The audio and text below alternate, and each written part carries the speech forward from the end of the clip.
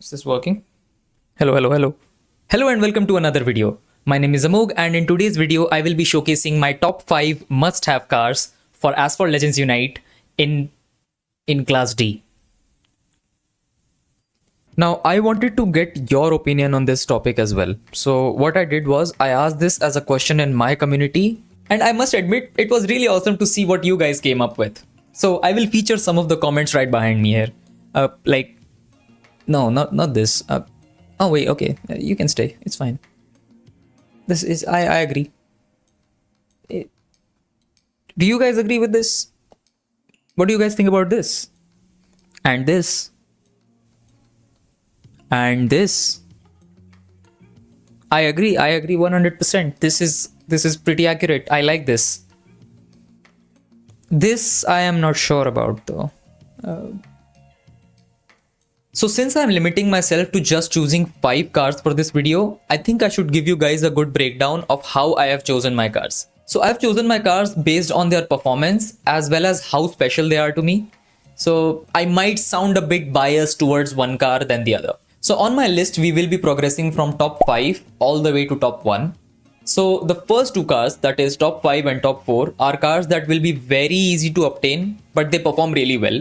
So I think it will serve as a good indication for those players that are starting the game just now. The next 2 cars, top 3 and top 2, will be slightly harder to obtain, but those cars perform slightly better than top 5 and top 4. Then top 1 will be king of its class. So generally it's a car that I consider to be king of its class. So it performs well on most of the tracks. So these will be cars that I find to be enjoyable. And this is the way I've broken down my list. Starting my list with number 5 is the DS Automobiles DS E10s. I think most people watching already have this car in their garage, and I think this is a great car for its rank.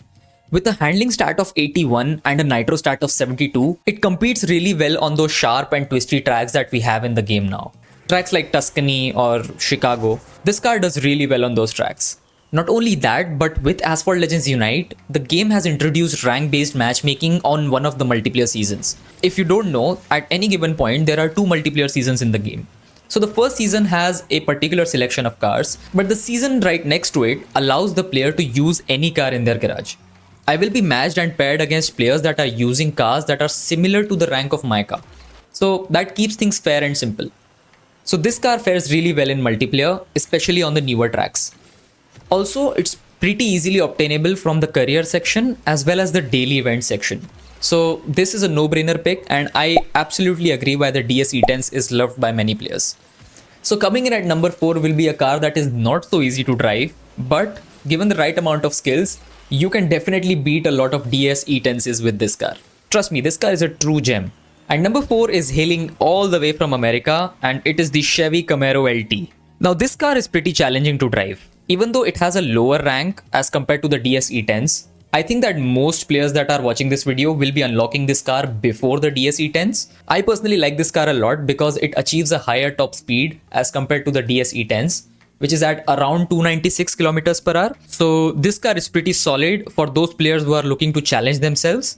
And the reason why I say this car is challenging to drive is because this car does not really fare that well when it comes to those twisty tracks. So you will be relying on techniques such as wall riding and doing speed tricks in order to beat the competition, which is generally going to be cars like the DS E10s and the 370 Nismo. But trust me, this car has a higher top speed, and once you get to grips with this car, you guys will be in for a treat because this will help you level up your skills at a very early stage. Now, some of you guys might look at the nitro stat and think that 63 is pretty average for a car like this.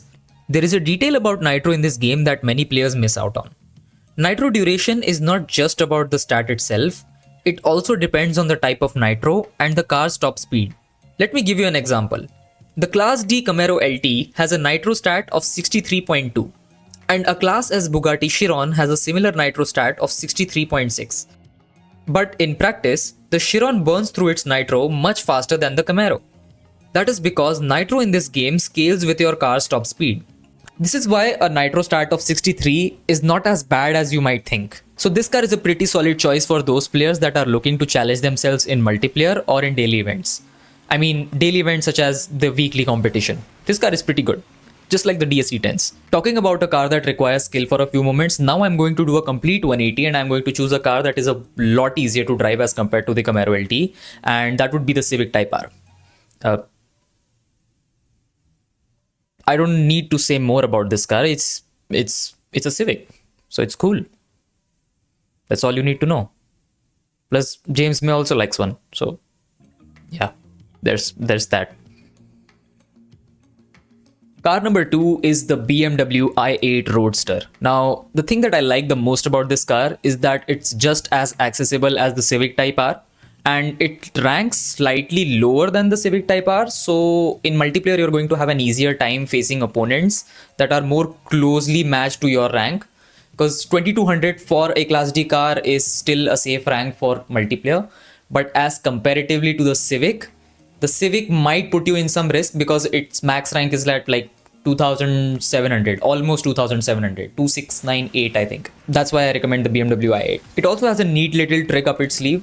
Basically, there's a gimmick Nitro called as Perfect Nitro Boost. So the top end speed of this car is like 299 kilometers per hour, which is faster than the Civic, and it's lower ranked. So it's a great choice. I mean, plus it's a BMW, so I mean, why would you not have the BMW? If I was making this list like 2 years ago, I would definitely pick the TVR as my number 1 car. But I think given the newer tracks such as Norway or Tuscany or Singapore or Chicago, I don't think is going to compete that well on these tracks. And to be honest, the car that I'm going to place on the number 1 spot is going to be better overall on most tracks. So the TVR has now been reduced to being better on tracks where you can abuse that top speed, but besides that, it doesn't really compete that well. But yeah, I still like the TVR, and if you are looking for a challenge, if you want to test your skills, you should definitely try TVR. It's a great car. You can have this car from the Legends store, by the way. For the number 1 spot, I'm going to choose the Glickenhaus 004C. Given the performance of this car, it's pretty solid, and if you can get your hands on one of these cars, definitely a worthy car to have, because in Class D there are not many options to choose from when it comes to the top end of Class D. There's the Aston, but the Aston is pretty rare, it's pretty new.